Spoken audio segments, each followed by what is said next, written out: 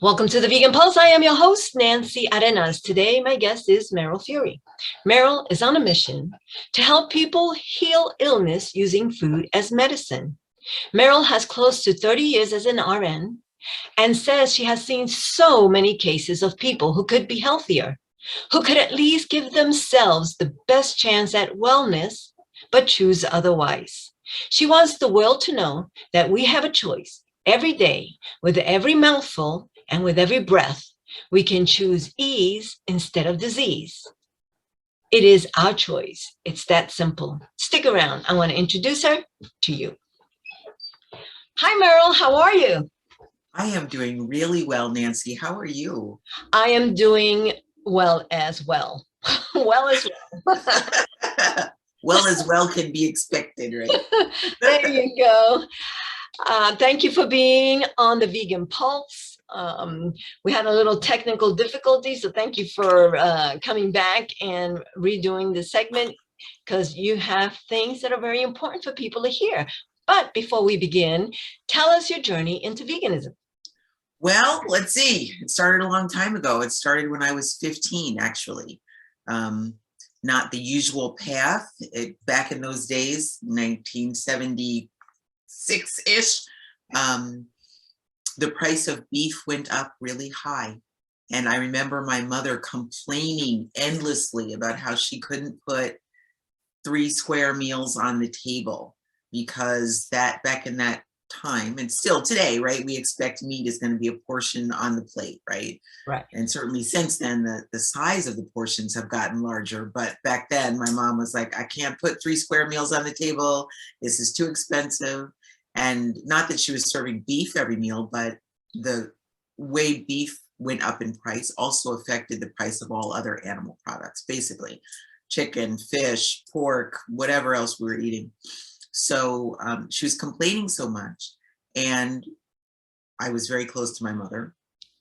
So I remember I went over a girlfriend's house, and she had 4 kids in her family. And together, my girlfriend and I decided at the age of 15 that we were going to stop eating meat to keep our moms from panicking about this not being able to serve meat all the time, every meal. So I remember I was over at my friend's house. My mom comes to pick me up that Sunday, and I get in the car and I say to her, guess what?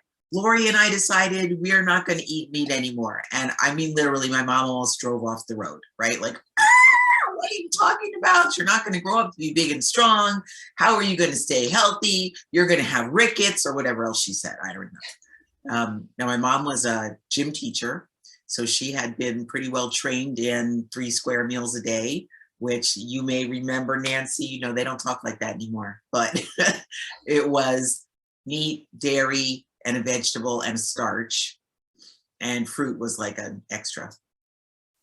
So I remember I went home that night, my mom somewhat upset, but I'm pretty sure she figured it was a passing phase, you know, and she served us for dinner spaghetti and meatballs.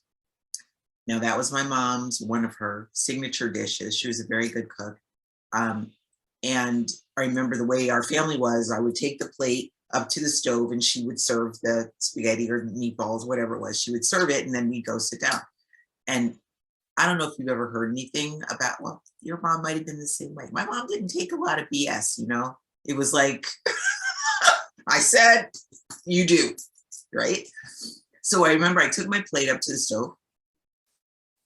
She puts the spaghetti noodles on, and then she puts the sauce on, and then she puts 2 meatballs on top. Typical.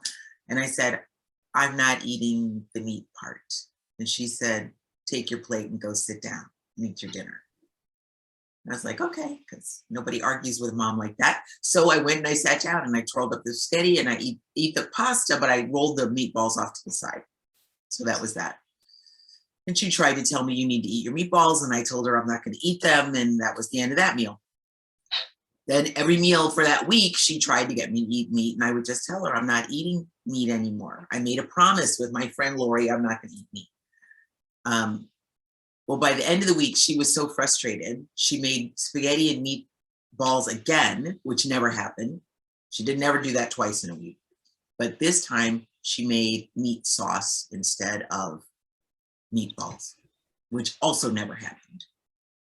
So I go up to the stove, I have my plate, she puts the noodles, she puts the meat sauce, and I say to her, I'm not eating meat. And she says, go sit down. I'm like, wow. Oh my goodness. I'm sorry, I'm getting all kinds of notifications, of course. Anyway, I go sit down to eat this plate with meat sauce on it. And I twirl up the spaghetti on the fork and I put it in my mouth.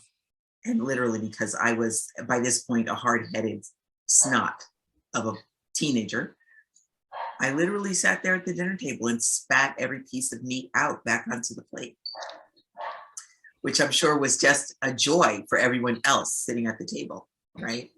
And my mother at that point was like, okay, I'm done with you. You outlasted me. Okay, just don't eat meat. And that's how it started. And it's been going on ever since. That's a amazing story. This is a hard-headed person. I want to let you know, this is a hard-headed person. There you go. Wow. But it's great. You made a pact with your friend at 15 not to eat it, and you didn't let anything stop you from doing that. Even Right. the persistence of your mom to put the meatball, or to try to trick you by putting in the meat in the sauce, so that way you can't take the meatballs out. Yeah, she was a crafty one, that lady. They usually are, Mom. Yeah, right? Or they don't survive. So thank you for sharing that. And can we talk about your plant-based PB and M? Is that it? That is it. So I'm going to give you the secrets remembering that acronym. This is what I have to tell my family because they don't remember it either.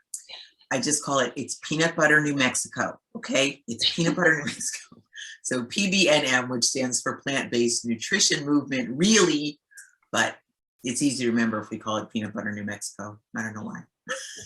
Plant-Based Nutrition Movement. Yes, it is. So now yes, there's all aspects to it. So start at the beginning and then tell us all the programs you have within that.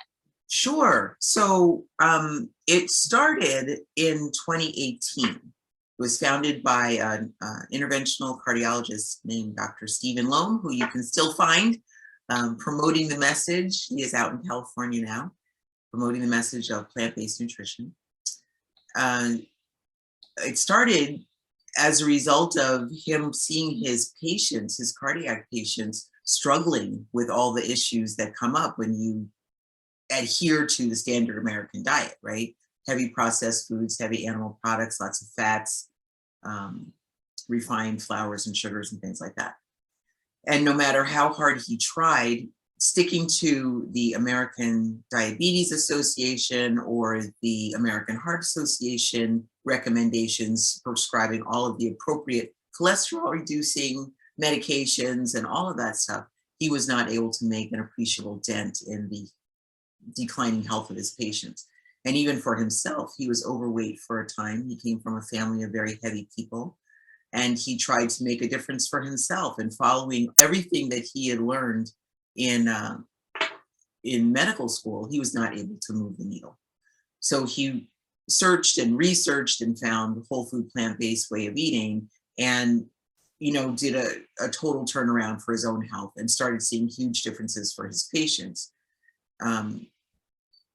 However, being that he was gainfully employed by a very strong, well-recognized healthcare system here in the Illinois area, when he started teaching his patients about whole food plant-based eating and really seeing differences, decreases in heart attacks, decreases in stents, decreases in coronary artery bypass grafts, and all kinds of procedures, decreased need for medications, he started telling his colleagues about it. They started all teaching their patients about it, and they were making a real difference for people, which is honestly why we go into that as medical professionals, right? Well, at some point, the chief medical officer of their health system called them into a meeting to ask them what was going on. How come there was such a change in their numbers? Why, what were they doing differently? And the way he told me the story was one of them responded, yeah, we're making a huge difference for people. It's so gratifying. It's so wonderful. We're knocking it out of the park. We're helping our patients. Isn't it great? And the chief medical officer basically said, no, it's not great. You've got a problem. We hired you to bring in a certain amount of money. We have a state-of-the-art cardiac center here. We've got mortgages and bills to pay. We have very advanced equipment. We've got people who depend on us to employ them and bring in an income. And if you are not bringing in your share of what we hired you to bring in, you'll have to find someplace else to work because we can't afford to have you if you don't bring in your, what we expect of income. So. Wow. So because he was helping patients get better, he was being offered an exit instead of being commended for helping the patients because they want to put people on medicines and so on. Correct. They have bills to pay. I'm going to put it this way. This is sort of a coarse way to put it, but I'm a registered nurse. I'm an insider in this stuff, right? Our healthcare system is built on for-profit. And if the healthcare system, that's at the national level, it's a for-profit industry, let's call it. And if your healthcare system is not turning a profit, well, how are you supposed to keep people employed? Everybody wants a raise at least every couple of years, right? Your costs, your expenses, your interests, your new equipment, your research and development, all of that goes up every year. So I understand, that we have to be making a profit. That's the way our system is designed in this country, sadly. But it also means that you can't have people really getting well. You have to keep people like just on the edge of sick in order for the system to maintain itself. In the format that it is right now, but they can also restructure the format where they still make a profit and help people, by having classes, hiring different kinds of people and focusing on different kinds of things instead of just prescribing medicine. Yeah, well, that would be a leap that a lot of people would need to make to be able to see that change and carry it off. Because there are a lot of people who make insane amounts of money on the system the way it is. And Nancy, that's a whole conversation. That's a whole conversation we could get into. Oh my goodness. And actually right now, one of the things we're doing, I'm going to go back to your question about plant-based nutrition movement. So given that I'm a nurse and I've spent most of my career as a public health nurse working with seriously distressed people with minimal resources, my desire now is to stop people from getting to that kind of sick where they are then get put into a mill of a system that will only keep them there until they die. So we're working on a program right now that's sort of targeted toward what we would call in medicine vulnerable populations or at-risk populations. And not only are there certainly people of color are at risk always for the worst outcomes in medical issues, but across the board, regardless of color or origin or what country you come from, how much money you make, none of that matters for children. Across the board, children are the most vulnerable human population we have. They're always at the mercy of who's around them and what they get. So if we can teach children about appropriate nutrition, eating more fruits and vegetables, and don't get them started on that path of highly processed, refined foods, high fat, animal products, sugar, salt, and all that other food coloring and craziness that we like to pump into children because we think it's fun, and they don't resist, then maybe they would have a better chance at life right now and in the future, and it would make a difference for our planet and for the animals in the world as well if we were just careful about how we feed our children. And to have healthier children, right? Well, for right now, yeah. And in the long term, right? Because children grow up to be people like you and me. They get to grow up to be adults, you know? And if you could start, just imagine if a child, like, okay, let me put it this way. Children now at 10, 12, 13, 14, 16 years old are developing type 2 diabetes. They're already getting fatty streaks in their heart, in their coronary arteries, right? They're already developing hypertension, kids on high blood pressure medications, cancers, right? Autoimmune illnesses and things like that. Well, what if kids never had to deal with that and they could just go from being little ones to being big ones and not have to deal with any of that? That would be amazing. Yeah. So it's very important what you're doing with your program, because if we could make the parents understand that the sad diet we're on right now is really killing their children or making them ill to maybe reach an earlier demise than they would, that instead of following what they call the normal, which I hate that word. Every time I say it, I got to say it. I hate that word because it's usually, it's by someone who has, authority, and then trying to make everybody else follow by saying this is the normal. So that's why I hate that word. But if we taught the parents to understand that really, instead of criticizing someone who says their child is vegan, that perhaps they want to aspire to that, because that way their child could then be healthy or healthy. Yeah. And of course, realizing that we have to meet people where they are, right? It's a leap for people to go from feeding their children chicken nuggets, French fries, Happy Meals, pizza, pepperoni pizza, cheese, macaroni and cheese. That's very typical for what we feed children. If we look at any school menu, basically, school lunch program, or if we look at what's in any restaurant on the kids' menu, that's typically defines what we think we should feed children, right? Vegetables are an afterthought. Fruit is a well, maybe. So true. Right? So it's a leap to get people to go from that type of a diet, which is cheap, quick, and easy, to a diet that is also cheap, quick, and easy, but it's unknown, right? It's not promoted. It's not advertised. It's just not kept right in the frame of reference, I guess, for what we feed kids. So we created this initiative now called 6 Million Seeds, which I'm going to put it out there right now. You'll be hearing more about it as months come and years come. But 6 Million Seeds is all about child nutrition. The 6 stands for the 6 food groups that we recognize, which are fruits, vegetables, mushrooms, nuts and seeds, legumes, and whole grains. The seeds stands for students, educated, and environment, diet, and sustainability. And million, that's a low ball estimate. If we could get 6 million kids eating an appropriate, healthy human diet, that would change the trajectory of life for those kids and their families. And for the world, ultimately. And onward. Yeah, for the world, for the health of the planet, for the health of other animals on the planet. Yes, it would make a huge difference. Right. Wow. Well, thank you, Meryl, for being on the show and for sharing with us that information.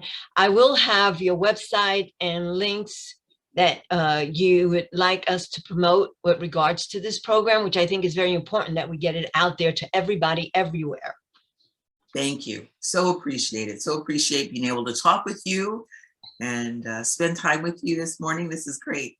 And perhaps we can talk again about the SEEDS program, the 6 million. Yes. So, more specific on that.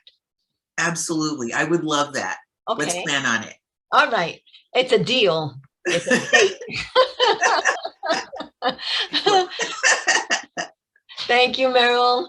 Take care. All right. You too, Nancy. Have a good week. Bye-bye. Bye.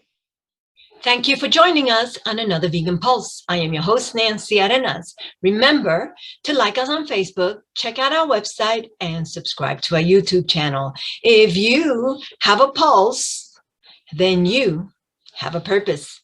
Live vegan.